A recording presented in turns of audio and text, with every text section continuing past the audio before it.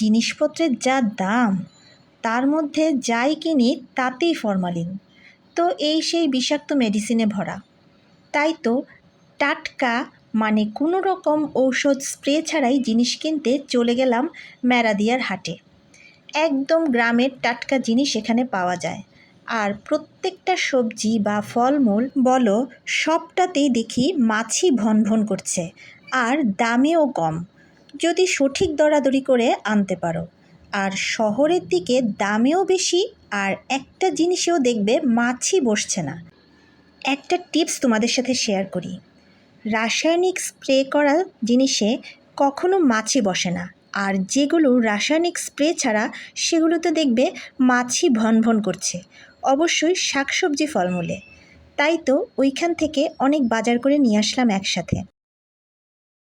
এখানে এক সাইডে আবার মুরগির বাজারও আছে, ফ্রিজে মুরগি আছে তাই আর কিনলাম না।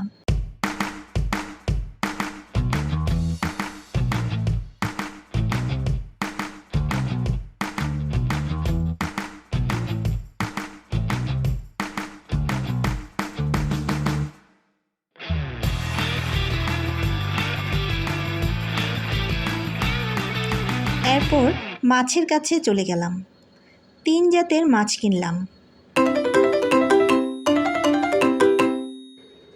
মাছ কিনে কাটাবার জন্য চলে গেলাম। ওরা জামাই বউ মিলে কত সুন্দর করে কাটছে, যদিও এটা তাদের একটা আয়ের উৎস। আমার কিন্তু খুব ভালো লাগলো, 2 জন মিলে একসাথে কাজ করছে দেখে, একে অন্যের সাহায্য করছে। ব্যবসার কারণে পুরুষরাও মাছ কাটা শিখে গেছে এবং বেশ সুন্দর করেই কাটছে, সাথে তাদের ছোট্ট একটা মেয়েও আছে।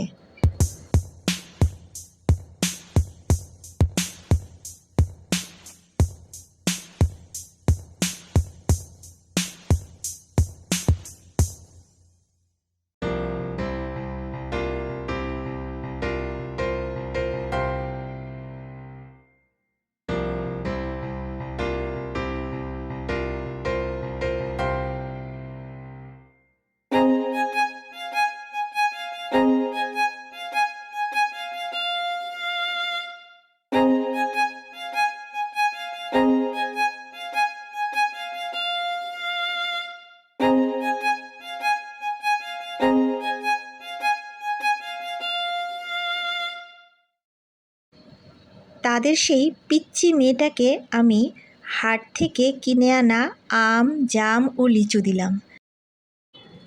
সেও বেশ খুশি হয়ে গেল এবং কি সুন্দর টুকটুক করে তার ছোট্ট হাতে ছিলে খেয়ে নিচ্ছে। আর আমাদের ছেলেমেয়েরা ছিলে মুখের সামনে ধরলেও খেতে চায় না, জোর করে খাওয়াতে হয়।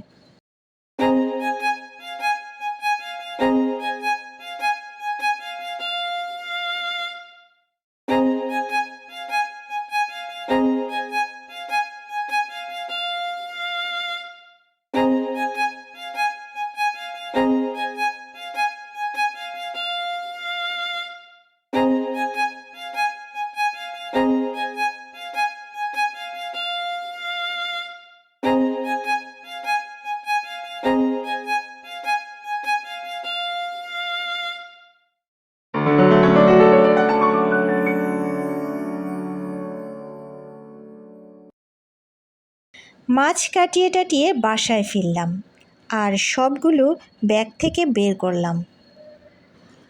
দেশি আম কিনেছি 2 রকম, এখানে সব দেশি ফলমূলই।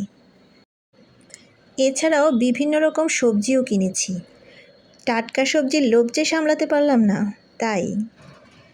এটার নাম অনেকেই জানে না, এটা হচ্ছে আমাদের দেশি ফল বত্তা, আমরা তো বত্তাই বলি, অন্য হয়তো আরও নাম থাকতে পারে, আমি ঠিক জানি না। সব টাটকা টাটকা সবজি রান্না করে খাবো। তো আজকের জন্য বিদায়।